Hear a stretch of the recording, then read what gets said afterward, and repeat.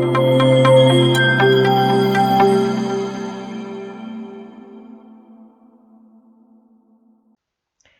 everyone, I am Smriti Sinha here and welcome back to our channel Science Zone. Today you follow, tomorrow we lead. And if you are new to this channel, please hit the subscribe button given below. And if you have missed our previous videos, you can click on the I button given above. And if you want to join our Telegram group, you can click on the link given in the description. And the topic that we are going to study today in this video is Basic Principles of Organic Chemistry. This is topic number 14 from Maharashtra State Board Syllabus Standard 11th. The topics to be covered in this chapter are Introduction, Structure Representation of Organic Molecules, Classification of Organic Compounds, Nomenclature of Organic Compounds. तो इसमें से ये जो पहले 4 topics हैं और चौथे topic का कुछ पार्ट हमने पहले वाले वीडियोस में कवर किया है, वीडियो नंबर पार्ट 1 से लेके पार्ट 2 तक। यदि आपने वो वीडियोस मिस किए हैं तो ऊपर वाले आई बटन पे क्लिक करके आप वो वीडियोस देख सकते हो। आज हम नॉमेनक्लेचर ऑफ ऑर्गेनिक कंपाउंड्स का जो रिमेनिंग पार्ट है वो आज इस वीडियो में हम कवर करेंगे। तो चलिए शुरू करते हैं IUPAC name of simple monocyclic hydrocarbon से। तो पिछले वीडियो में हमने आयुपेक नॉमेनक्लेचर फॉर हाइड्रोकार्बन्स देखे हैं। आज हम देखेंगे फॉर मोनोसाइक्लिक हाइड्रोकार्बन। मोनोसाइक्लिक मतलब एक साइकिल वाला, साइक्लिक मतलब रिंग, और एक रिंग वाले हाइड्रोकार्बन का हम लोग नेमिंग कैसे करें। तो जो सैचुरेटेड जो मोनोसाइक्लिक हाइड्रोकार्बन होता है उसके नाम में यदि आपको उसका नाम देना है तो आपको उसकी जो भी चेन का पेरेंट नेम है उसके आगे साइक्लो वर्ड लगाना है। तो सपोज ये एग्जांपल है, तो ये एक रिंग है, ये बेसिकली ऐसे दिया रहेगा एग्जाम में। तो ये एक रिंग है, ये अपने आप अंडरस्टूड है कि यहाँ पे CH2 CH2 CH2 जो ऑलरेडी हम मेंशन है। तो आपको रिंग में काउंट करना है कितना कार्बन है, 1 2 3। ये मोनोसाइक्लिक कंपाउंड है क्योंकि एक ही रिंग है, इसमें 3 कार्बन है, इसलिए पेरेंट हाइड्रोकार्बन क्या हुआ, ये प्रोपेन। और प्रोपेन के आगे आप प्रीफिक्स लगाओगे साइक्लो। तो जो भी आपका मोनोसाइक्लिक हाइड्रोकार्बन वाला रिंग है उसके पेरेंट नाम के आगे आपको नाम लगाना है, वर्ड लगाना है साइक्लो, और वो बन जाएगा आपका IUPAC name for that monocyclic hydrocarbon. तो जैसे नेक्स्ट ये है, तो इसमें कितने कार्बन है, 1 2 3 4 5, 5 कार्बन है। तो इसका पेरेंट नेम क्या हुआ, पेंटेन, क्योंकि 5 कार्बन वो बोलते हैं पेंटेन। तो पेंटेन के आगे वर्ड लगा दीजिए साइक्लो, तो ये हो गया साइक्लोपेंटेन। अब सपोज आपके मोनोसाइक्लिक हाइड्रोकार्बन में अब डबल बॉन्ड या ट्रिपल बॉन्ड प्रेजेंट है तो आप यही लिखोगे, साइक्लो वर्ड ही लिखोगे क्योंकि वो साइक्लिक रिंग रहेगा। ठीक है, पेरेंट हाइड्रोकार्बन भी लिखोगे वैसे ही, बट अब ANE जो इधर रहेगा उसको रिप्लेस करोगे ENE से यदि डबल बॉन्ड प्रेजेंट होगा, और यदि ट्रिपल बॉन्ड प्रेजेंट होगा तो ANE को रिप्लेस करोगे YNE से। ठीक है, तो सपोज ये है, ये रिंग में काउंट कीजिए कितना कार्बन है, 1 2 3 4 5 6 कार्बन है, इसलिए पेरेंट क्या हुआ, हेक्सेन। बट यहाँ पे एक रिंग भी प्रेजेंट है इसलिए ये हुआ साइक्लोहेक्सेन, बट एक डबल बॉन्ड भी प्रेजेंट है इसलिए ये हो जाएगा ANE रिप्लेस हो जाएगा ENE से, और ये हो जाएगा साइक्लोहेक्सीन। साइक्लो रिंग के लिए, हेक्स 6 कार्बन के लिए, इन डबल बॉन्ड के लिए। सिमिलरली यहाँ देखिए कितने कार्बन है, 1 2 3 4 5, तो ये हो गया पेंटेन। साइक्लिक रिंग है इसलिए साइक्लोपेंटेन, डबल बॉन्ड है इसलिए ANE रिप्लेस हो जाएगा ENE से। तो साइक्लो वर्ड हुआ आपके रिंग के लिए, पेंट हुआ आपके 5 मेंबर रिंग के लिए, इन हुआ डबल बॉन्ड के लिए। तो इस तरह से आप नेमिंग कर सकते हो मोनोसाइक्लिक हाइड्रोकार्बन्स के लिए। अब यदि आपके मोनोसाइक्लिक हाइड्रोकार्बन में कोई साइड चेन प्रेजेंट है, साइड चेन मतलब सब्स्टिट्यूएंट यदि प्रेजेंट है तब क्या करना है, तो आपको इस तरह से उस रिंग को नंबर देना है कि आपके सब्स्टिट्यूएंट को लोएस्ट नंबर मिले। ठीक है, तो अभी जैसे यहाँ पे एक एग्जांपल दिया है, ये रिंग इस तरह से, ठीक है, यहाँ है C2H5 और यहाँ पे है CH3। अब आपके सब्स्टिट्यूएंट को लोएस्ट नंबर मिलना चाहिए, तो मैं नंबरिंग यहां से भी शुरू कर सकती हूँ, ठीक है, 1 2 3 4 5 6। तो अब क्या हो रहा है, मेरे एक सब्स्टिट्यूएंट को नंबर 1 मिला, दूसरे सब्स्टिट्यूएंट को नंबर 5, ठीक है, तो एक ये वे हुआ जहां 1 और 5 नंबर मिल रहा है। नेक्स्ट केस में उसी एग्जांपल का नेक्स्ट केस बता रही हूं, यदि अब मैं नंबरिंग ऐसे शुरू करूं, अब 1 वापस यहां, बट अब रिंग को इस तरफ घुमाऊं, 2 3 4 5 6। अब इस केस में मेरे एक सब्स्टिट्यूएंट को 1 नंबर मिल रहा है और दूसरे को 3, तो इससे तो बेटर है क्योंकि यहाँ पे सेकंड सब्स्टिट्यूएंट को लोएस्ट नंबर मिल रहा है, तो ये मेथड रॉन्ग हो गया, ये मेथड करेक्ट हुआ।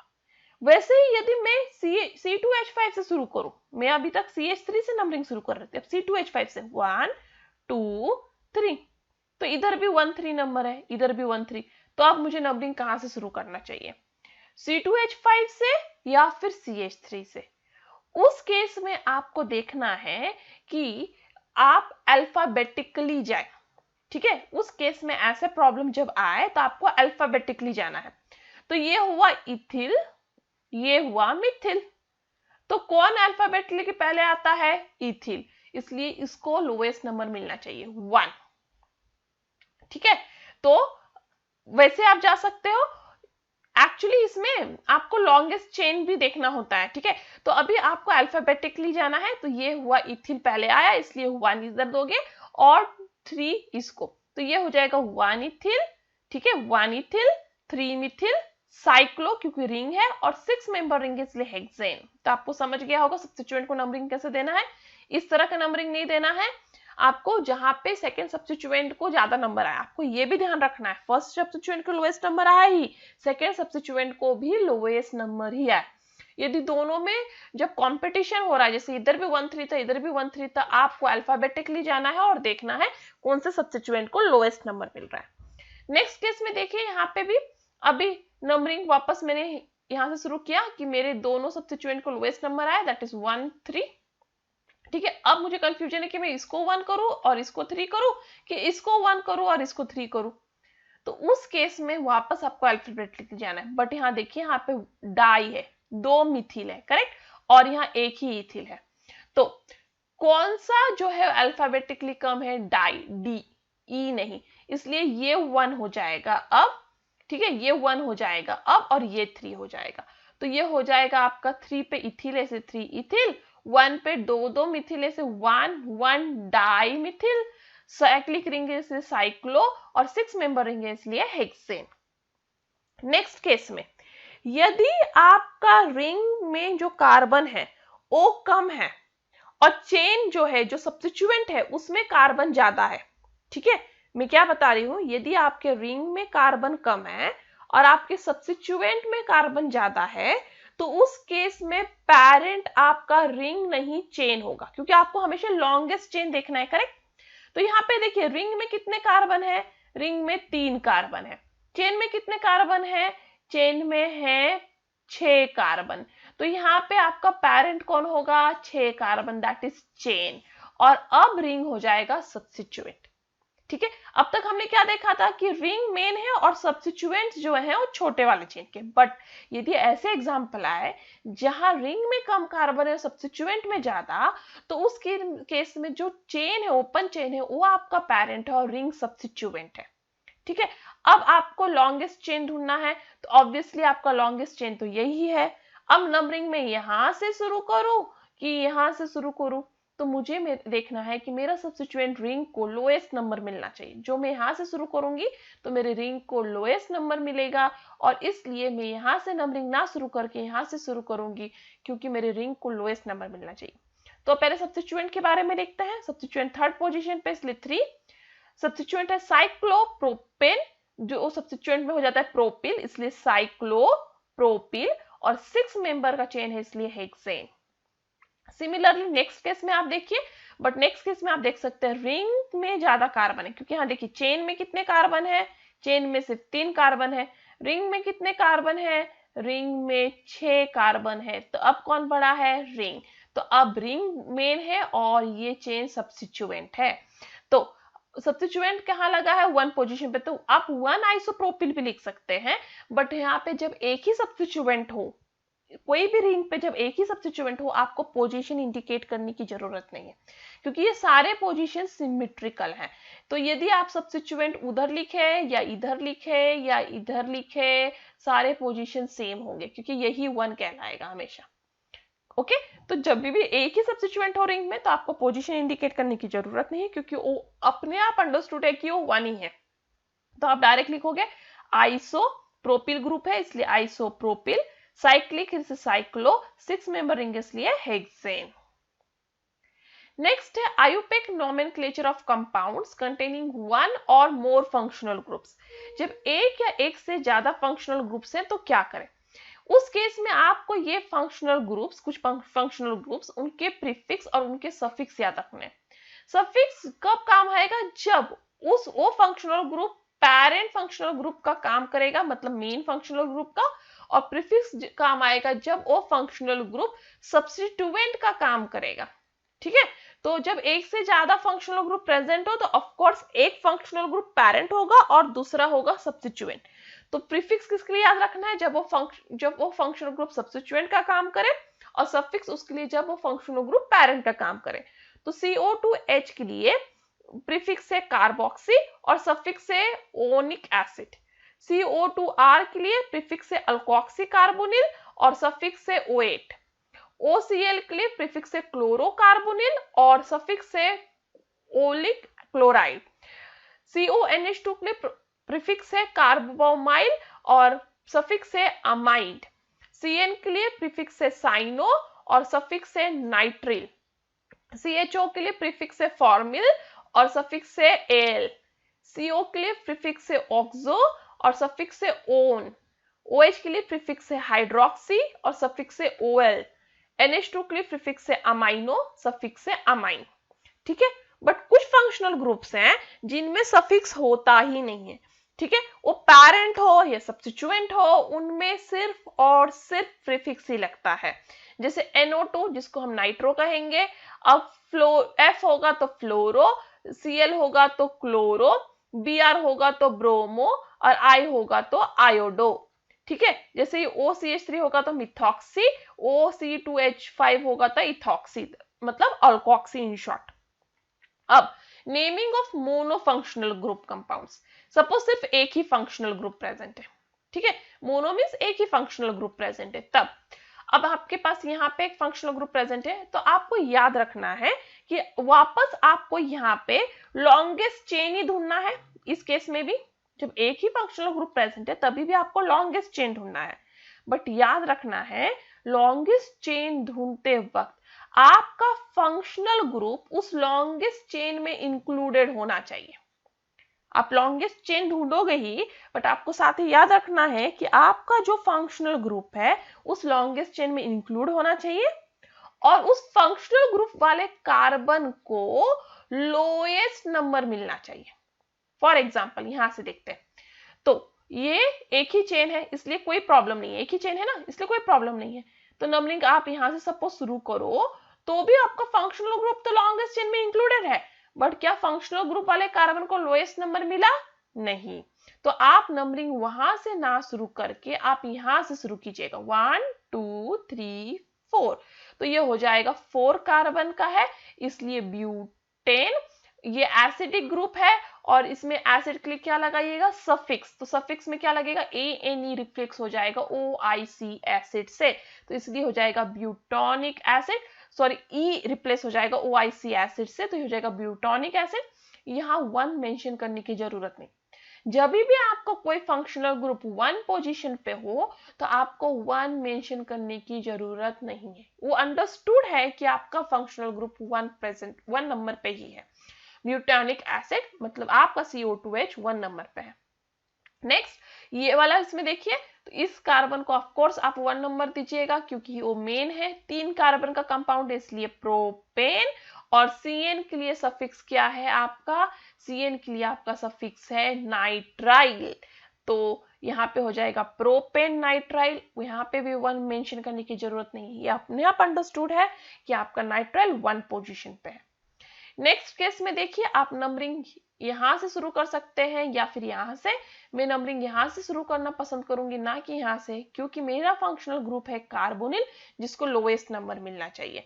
तो मैं नंबरिंग यहां से शुरू करूंगी। बट अब देखिए यहाँ पे 5 कार्बन है इसलिए पेंट, ये C डबल बॉन्ड O है मतलब कीटोन है, इसलिए इसमें सफिक्स लगेगा ओन। और अब बताना जरूरी है कि ये डबल बॉन्ड कहाँ प्रेजेंट है। क्यों? क्योंकि ये C double bond O third position पे भी प्रेजेंट हो सकता था, सेकंड पे भी, ठीक है, फर्स्ट पे तो नहीं हो सकता क्योंकि कीटोन में C डबल बॉन्ड O कभी भी टर्मिनल एंड पे नहीं होता, इसलिए 1 तो कभी नहीं होता कीटोन में। कीटोन में नंबरिंग शुरू होता है 2 से एंड सो ऑन, 1 कभी नहीं होता क्योंकि 1 पोजीशन पे C डबल बॉन्ड O कभी प्रेजेंट नहीं हो सकता, क्योंकि दोनों तरफ R ग्रुप होगा तो ही वो कीटोन है, करेक्ट। तो R ग्रुप होने की वजह से ये 1 नंबर पे कभी नहीं होगा, ये याद रखना है।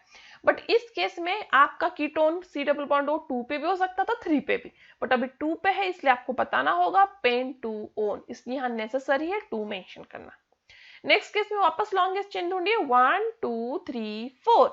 अब आपका C डबल बॉन्ड है सेकेंड पोजीशन पे, 4 है इसलिए ब्यूट, ये कीटोन है इसलिए ओन, बट यहाँ 2 मेंशन करने की जरूरत नहीं है।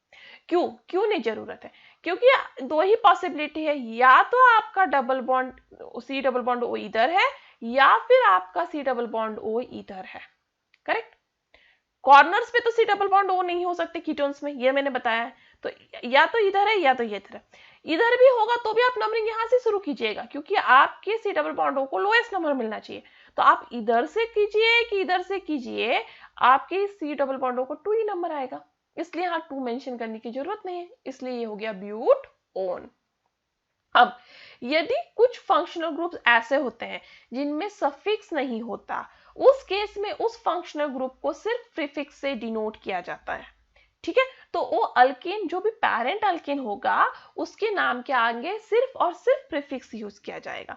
जैसे कि मैंने ये फंक्शनल ग्रुप्स आपको दिखाए थे, इनमें कोई सफिक्स नहीं होता, वो अकेले प्रेजेंट हो या कोई दूसरे फंक्शनल ग्रुप के साथ में प्रेजेंट हो, उनमें कभी प्रीफिक्स नहीं, सफिक्स नहीं होता, वो हमेशा प्रीफिक्स से डिनोट किए जाते हैं। तो जो भी पैरेंट अल्केन होगा उनके नाम के आगे ये प्रीफिक्स लग जाएंगे। फॉर एग्जाम्पल आपका यहाँ पे है तो आप नंबरिंग ऑब्वियसली यहां से शुरू कीजिएगा क्योंकि आपका जो फंक्शनल ग्रुप है उसे लोएस्ट नंबर मिलना चाहिए, तो यहां से शुरू किया मैंने। तो ये है 3 कार्बन इसलिए प्रोपेन, ये नाइट्रो हमेशा प्रीफिक्स होता है इसलिए नाइट्रोप्रोपेन। अब आपको पोजीशन बताना जरूरी है क्योंकि ये नाइट्रो सेकंड पे भी हो सकता था या फर्स्ट पे, इसलिए वह 1 नाइट्रोप्रोपेन। नेक्स्ट केस में भी लॉन्गेस्ट चेन ढूंढना है, 1 2 3, नंबरिंग कहां से भी शुरू कीजिए, आपके अल्कोक्सी ग्रुप को हमेशा यहाँ पे सेकंड नंबर ही मिलेगा, इसलिए कहीं से भी आप शुरू कर सकते हैं। 3 कार्बन है इसलिए प्रोपेन, या OCH3 है, OCH3 के लिए मैंने आपको बताया था क्या याद रखना है, मिथॉक्सी, इसलिए यहाँ हो जाएगा मिथॉक्सी, और ये अटैच है सेकंड कार्बन को इसलिए 2 मिथॉक्सी प्रोपेन। नेक्स्ट है पॉलीफंक्शनल कंपाउंड्स। पॉलीफंक्शनल कंपाउंड्स मतलब ऐसे कंपाउंड जिसमें 2 या 2 से ज्यादा फंक्शनल ग्रुप प्रेजेंट हो। उस केस में एक functional group principal functional group होता है और दूसरा फंक्शनल ग्रुप सब्स्टिट्यूएंट होता है। जो प्रिंसिपल फंक्शनल ग्रुप है उसके लिए आप उसका सफिक्स यूज कीजिएगा और जो सब्स्टिट्यूएंट है उसके लिए आप उसका प्रीफिक्स यूज कीजिएगा। बट अब आपको पता होना चाहिए यदि 2 फंक्शनल ग्रुप साथ में प्रेजेंट हो तो आप किसको प्रिंसिपल माने और किसको सब्स्टिट्यूएंट, तो उस केस में आपको ये ऑर्डर याद रखना जरूरी है।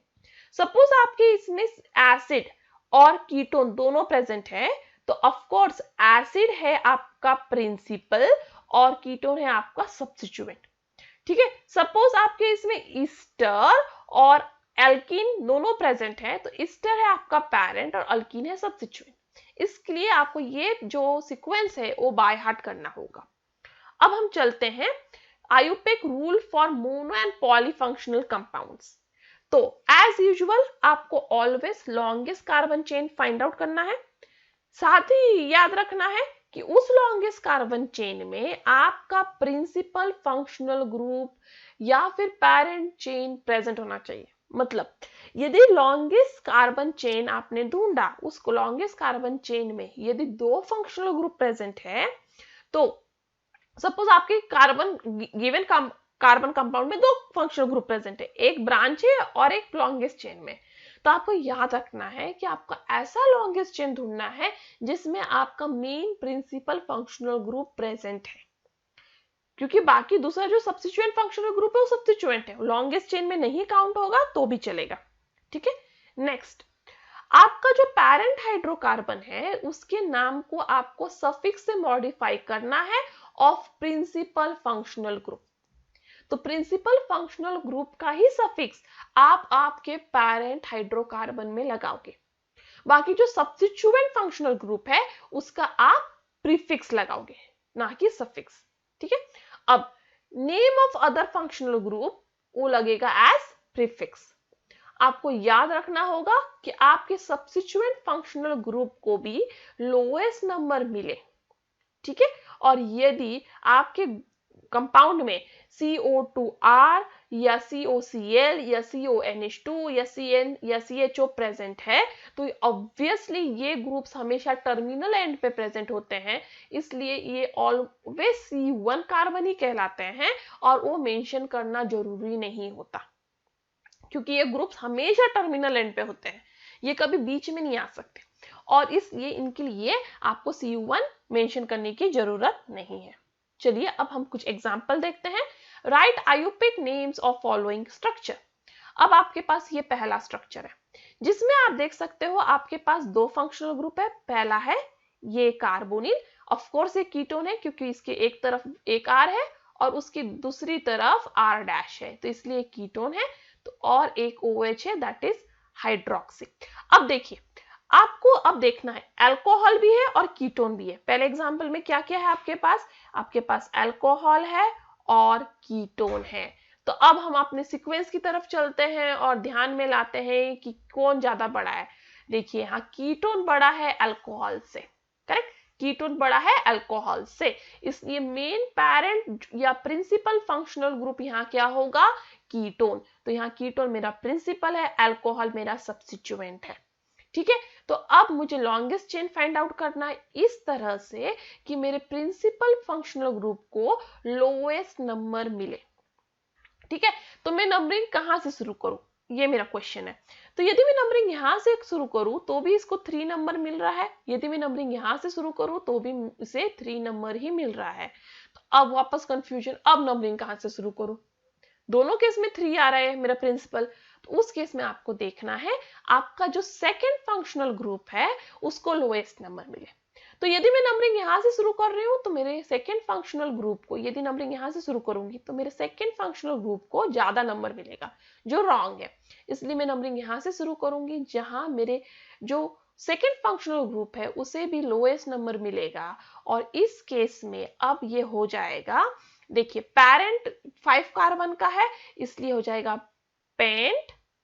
ये थर्ड पोजीशन पे ओन है क्योंकि ये पैरेंट जो ये है प्रिंसिपल फंक्शनल ग्रुप, इसलिए इस प्रिंसिपल फंक्शनल ग्रुप का आपको सफिक्स पे रखना है, इसलिए हो जाएगा पेंट 3 ओन। जो आपका सेकंड फंक्शनल ग्रुप है वो सब्स्टिट्यूएंट है, जो सेकंड नंबर पे है उसका आप प्रीफिक्स यूज करोगे तो 2 hydroxy pent 3 one. Similarly next example के लिए अब आप देख सकते हो आपके पास दो फंक्शनल ग्रुप है, एक है एसिड एक है NH2। तो एक है एसिड एक है अमाइन, तो ऑफ कोर्स आपका एसिड है प्रिंसिपल, अमाइन है सब्स्टिट्यूएंट। ऑब्वियसली आपका नंबर एसिड से ही शुरू होगा, इसमें आपको नहीं देखना है सेकंड सब्स्टिट्यूएंट को कौन सा नंबर आ रहा है, एसिड हमेशा 1 है, इसलिए ये 1 2 3 4 आपको याद रखना है, क्योंकि मैंने यहाँ पे आपको बताया था Easter, acid chloride, amide, CN, CHO acids ये सब 1 ही होता है बाय रूल, तो इसलिए यहाँ पे एसिड 1 ही रहेगा, ये 1 ही है। 2 3 4 4 कार्बन का है इसलिए हो जाएगा ब्यूटेन, एसिड है इसलिए सफिक्स लगेगा ओनिक एसिड, और ये थर्ड पोजीशन पे अमाइन है जिसे आप प्रीफिक्स के रूप में लिखोगे 3 अमाइनो ब्यूटानिक एसिड।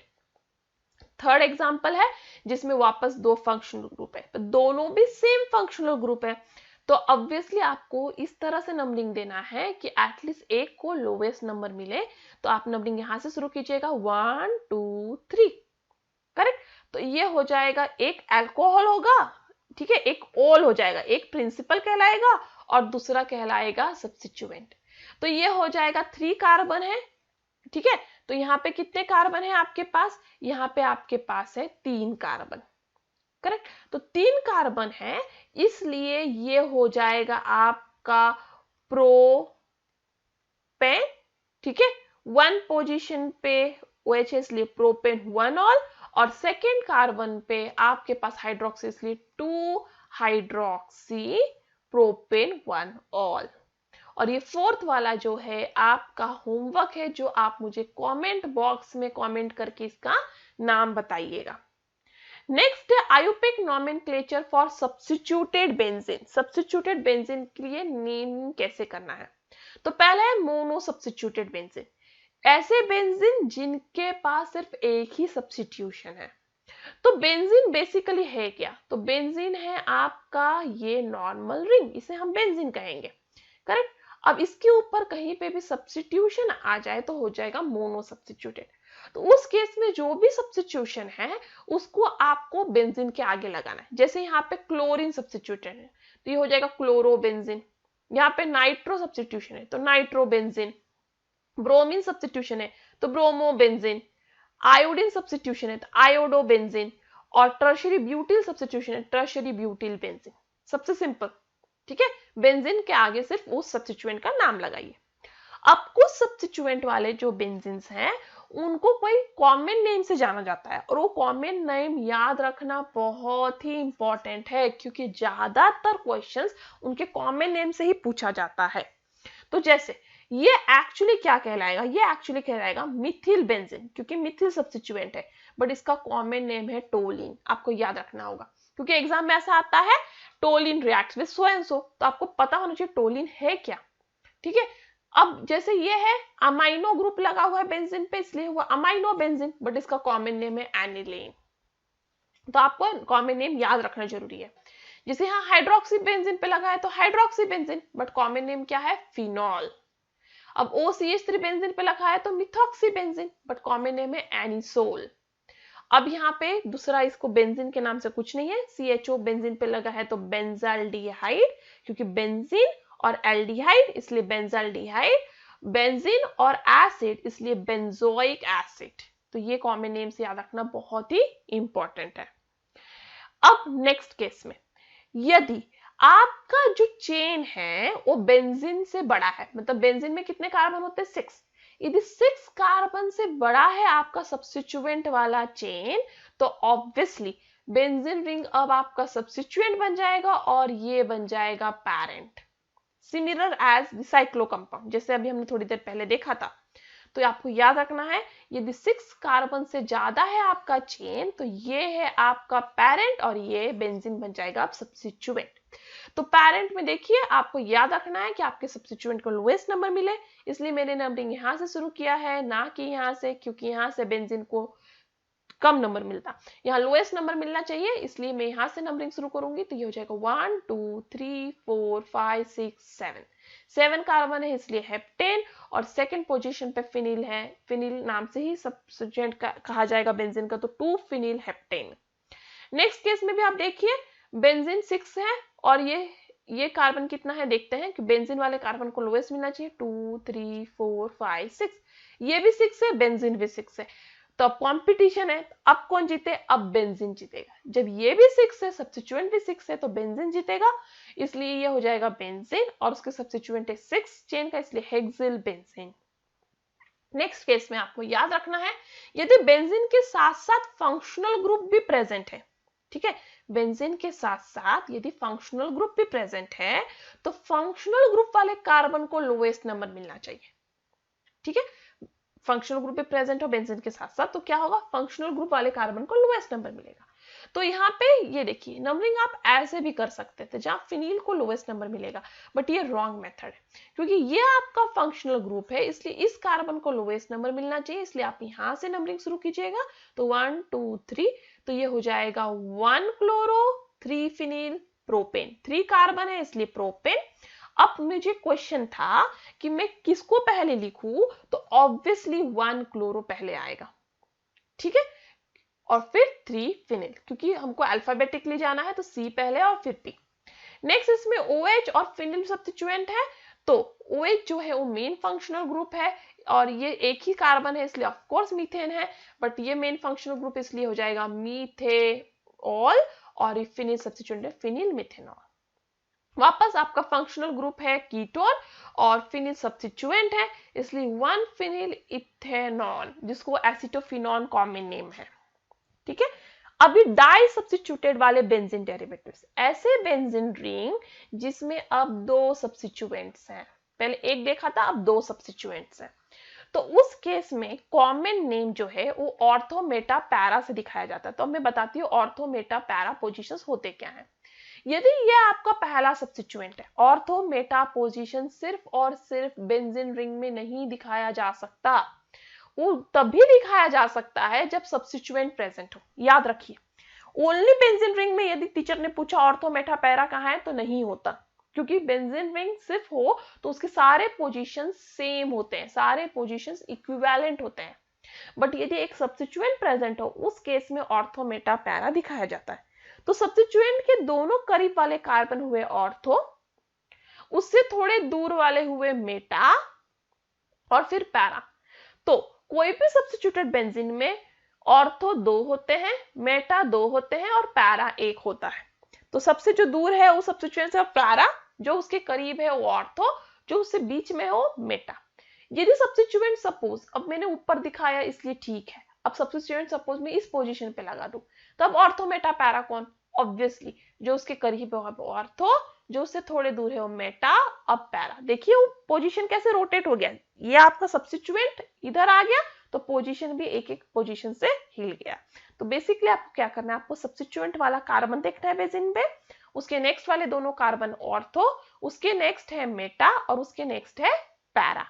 ठीक है, तो अब आप यहां देखिए, यहाँ पे आपके पास 2 क्लोरीन है, तो कोई भी एक क्लोरीन को आप मेन पकड़िए, दूसरे को सब्स्टिट्यूएंट। तो आप नंबरिंग ऐसे शुरू कर सकते हो, सपोज इसे मेन पकड़ा तो 1, सेकंड सब्स्टिट्यूएंट को भी लोएस्ट नंबर मिले इसलिए 2, 3, 4, 5, 6, तो ये तो बेंजीन है, वो तो पता है मुझे। और बेंजीन पे 1 और 2 पोजीशन पे क्लोरीन है इसलिए 1, 2, 2 क्लोरीन इसलिए डाई, क्लोरीन है इसलिए क्लोरो और बेंजीन। ठीक है, इसे हम ऑर्थो डाइक्लोरोबेंजीन भी कह सकते हैं, क्योंकि ये हुआ आपका क्लोरोबेंजीन जिसके ऑर्थो पोजीशन पे क्लोरीन है इसलिए ऑर्थो, 2 क्लोरीन इसलिए डाइक्लोरो और बेंजीन। अब देखिए क्लोरीन यहाँ पे सेकंड पोजीशन पे, अब बेसिकली अब क्लोरीन मैंने थर्ड ला दिया, 1, 2, 3। मैं यहाँ पे 2, 3, 4, 5 क्यों नहीं कर रही हूँ, क्योंकि ऐसे जाऊंगी तो मेरे सेकंड क्लोरीन को 5 नंबर मिलेगा, जो रॉन्ग है, लोएस्ट नंबर मिलना चाहिए सेकंड सब्स्टिट्यूएंट को भी, इसलिए मैं ऐसे ही जाऊंगी क्लॉकवाइज, जहां मेरे सेकंड सब्स्टिट्यूएंट को भी लोएस्ट नंबर 3 मिले। तो ये हो जाएगा 1, 2, 3, तो ये हो जाएगा 1, 3, 2 क्लोरीन इसलिए डाई, क्लोरीन इसलिए क्लोरो, बेंजीन। अब फर्स्ट सब्स्टिट्यूएंट ये है, उसके पोजीशन के हिसाब से ये मेटा पोजीशन है, करेक्ट। देखिए फर्स्ट सब्स्टिट्यूएंट है उसके हिसाब से ये मेटा पोजीशन पे क्लोरीन प्रेजेंट है, इसलिए Meta die chloro benzene. Next में भी अब यहाँ पे नंबरिंग कैसे भी कीजिए, क्लॉकवाइज एंटी क्लॉकवाइज, आपके सेकंड सब्स्टिट्यूएंट का 4 नंबर ही आएगा, तो ये 1, 4 डाई क्लोरो बेंजीन, या फिर पैरा पोजीशन पे इस सब्स्टिट्यूएंट से रिलेट के क्लोरीन है इसलिए para die chloro benzene. Next case में आप देख सकते हैं अभी हाँ तो सब सब्स्टिट्यूएंट क्लोरीन क्लोरीन क्लोरीन ही थे इसलिए कोई प्रॉब्लम नहीं था, बट अब एक आयोडीन हो गया एक ब्रोमीन हो गया, तो मैं किससे 1 दूं और किससे 2, तो अब आपको अल्फाबेटिकली जाना है। तो पहले ब्रोमीन का बी आता है या आयोडीन का आई, ब्रोमीन का बी, तो आप नंबरिंग शुरू करोगे ब्रोमीन से, आप क्लॉक जाओ कि एंटी क्लॉक वाइज जाए, आपका आयोडीन 4 नंबर पे आएगा, तो ये हो जाएगा 1 ब्रोमो 4 आयोडो बेंजीन। आपका अब ये है पैरा ब्रोमो आयोडो बेंजीन, ठीक है, क्योंकि पैरा पोजीशन में दोनों एक दूसरे के हैं इसलिए para bromo iodo benzene. Next case में आप देखिए, आप क्लोरीन है आपके पास और नाइट्रो है, तो सी पहले आता है कि एन, सी पहले आता है, तो नंबरिंग में क्लोरीन से शुरू करूंगी, मैं क्लॉकवाइज जाऊंगी क्योंकि मेरे नाइट्रो को भी लोएस्ट नंबर 3 मिलना चाहिए, इसलिए हो जाएगा 1 chloro 3 nitro benzene. Next case में भी आप देख सकते हो आपके पास क्लोरीन है और आप अभी देखिए इस केस में क्या होता है, इस केस में ना ऐसे वाले केसेस में जहां पे आपके ये कंपाउंड के नाम मैंने आपको याद रखने के लिए कहा था, टोलिन, एनिलीन, फिनॉल, एनिसोल। देखिए toluene, aniline, phenol, anisole, benzaldehyde, benzoic acid, ये जो नाम वाले कंपाउंड जब आएंगे तब वो पैरेंट ही कहलाएंगे, उसमें अल्फाबेटिकल नहीं देखना है। तो जैसे यहाँ पे ये है एनिलीन, तो ये ही पैरेंट कहलाएगा और उसके 2 पोजीशन पे क्लोरीन है, इसलिए 2 क्लोरो एनिलीन। ठीक है, जैसे यहाँ पे CH3 विद बेंजीन, टोलिन, यही पैरेंट कहलाएगा और उसके 1 2 3 ये पैरेंट है, इसलिए यहां से नंबरिंग शुरू कीजिए 1 2 3। तो थर्ड पोजीशन पे नाइट्रो है 3 नाइट्रोटोलिन। अब यहाँ पे ब्रोमोबेंजीन भी है और फिनॉल भी है, तो फिनॉल पैरेंट कहलाएगा और फिनॉल ये 1 2 3 4, फोर्थ पोजीशन पे ब्रोमीन है, इसलिए 4 ब्रोमोफिनॉल। अब ट्राई सब्स्टिट्यूटेड बेंजीन डेरिवेटिव्स में क्या करना है, ट्राई सब्स्टिट्यूटेड बेंजीन डेरिवेटिव में एक जो है उसे आप पैरेंट पकड़ोगे, बाकी को सब्स्टिट्यूएंट्स। तो फर्स्ट केस में आप देख सकते हो तीनों भी ब्रोमीन है, तो मैं नंबरिंग कहां से शुरू करूं। सपोज मैं नंबरिंग यहां से शुरू करती हूं तो प्रॉब्लम ये होता है कि मेरे सेकेंड सब्स्टिट्यूएंट को ज्यादा वाला नंबर आ रहा है 1 और 3 और फिर 4, तो मेरे सब्स्टिट्यूएंट कैसा आ रहा है 1 2 1 3 4। ठीक है, बट सपोज जैसे उन्होंने नंबरिंग दिया है वो मैं फॉलो करूं, तब मेरे सब्स्टिट्यूएंट को नंबर आ रहा है 1 2 3 4, तो सेकंड सब्स्टिट्यूएंट को लोएस्ट नंबर मिलना चाहिए, जो तब पॉसिबल है जब मैं नंबरिंग यहां से ही शुरू करूं। तो ये हो जाएगा 1 2 4, 1 2 4 पोजीशन पे ब्रोमीन से, इसलिए 1 2 4 3 है इसलिए ट्राई, ब्रोमीन इसलिए ब्रोमो बेंजीन। नेक्स्ट केस में भी आपको यही देखना है कि आपके सब्स्टिट्यूएंट को लोएस्ट नंबर मिले, तो आप कहीं से भी शुरू कीजिए, आप यहां से शुरू कीजिए, यहां से शुरू कीजिए, यहां से शुरू कीजिए, आपके सेकंड सब्स्टिट्यूएंट को भी लोएस्ट नंबर मिलना चाहिए। तो मैं नंबरिंग यहां से शुरू करूंगी 1 2 3 4। तो अब आप कहोगे कि पहले को तो 1 आया, सेकंड को तो 2 आया, यदि सपोज मैम हम नंबरिंग यहां से शुरू करें तो इस केस में भी पहले को 1 आएगा, सेकंड को 2 ही आएगा। तो यहां से क्यों नहीं किया, क्योंकि अब थर्ड सब्स्टिट्यूएंट को भी लोएस्ट नंबर आना चाहिए। तो सपोज मैं इसे 1 पकड़ू, इसे 2, फिर 3, फिर 4, फिर 5, तो मेरे थर्ड सब्स्टिट्यूएंट को 5 नंबर आ रहा है, जो ज्यादा हो रहा है। तो जब कंपटीशन हो दोनों सब्स्टिट्यूएंट को लोएस्ट नंबर ही मिल रहा हो, उस केस में आपको इस तरह से नंबरिंग करना है कि आपके थर्ड सब्स्टिट्यूएंट को भी लोएस्ट नंबर मिले। तो इसलिए हमने नंबरिंग यही माना है करेक्ट। तो ये 1 2 3 4, फोर्थ पे ब्रोमीन इसलिए 4 ब्रोमो, 1 2 पे मिथिल इसलिए 1 2, 2 methyl di methyl benzene. Next ये वाला कंपाउंड है, इस कंपाउंड में यदि आप देखें तो अब आप देखिएगा कि कहां से आप नंबरिंग शुरू करेंगे, आप शुरू करेंगे नंबरिंग यहां से कि सेकंड और थर्ड सब्स्टिट्यूएंट सबको बराबर नंबर मिले।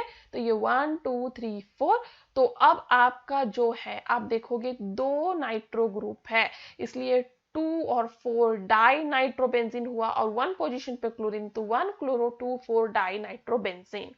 सिमिलरली आप इन सब के लिए भी नंबरिंग ट्राई कर सकते हो।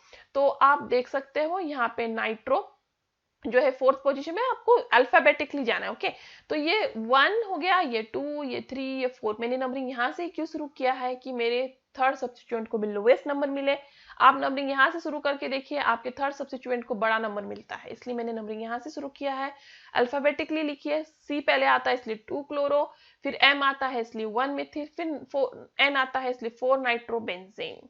सिमिलरली आप इसके लिए कर सकते हो, बट यहाँ पे पैरेंट फिनॉल ही होगा, जैसे मैंने आपको कहा है कि जो मैंने कॉमन नेम सिखाया है उन्हें पैरेंट पकड़ना है। तो ये फिनॉल पैरेंट है, तो ऑफ कोर्स इसे 1 नंबर आएगा, ये 2, ये 3, ये 4, तो 2 क्लोरो 4 नाइट्रोफिनॉल। यहाँ पे जो एनिलीन है वो पैरेंट है, तो अब ये 1 हुआ, ये 2, ये 3, ये 4, ये 5, इसलिए 2 4 6 ट्राई ब्रोमो एनिलीन। अब इस केस में एनिसोल पैरेंट है, तो ये हो गया 1, ये 2, ये 3, ये 4, ये 5, तो ये हो जाएगा 2 chloro 4 methyl anisole. And that's all for today. Thank you. If you have any doubt, any comment, any suggestion, you are free to do that on askyourdoubt04@gmail.com. If you like my video, give me a thumbs up. Share this video to more and more of your friends. And before departing, dreams don't work unless you do. That's all for today. Thank you. Stay tuned.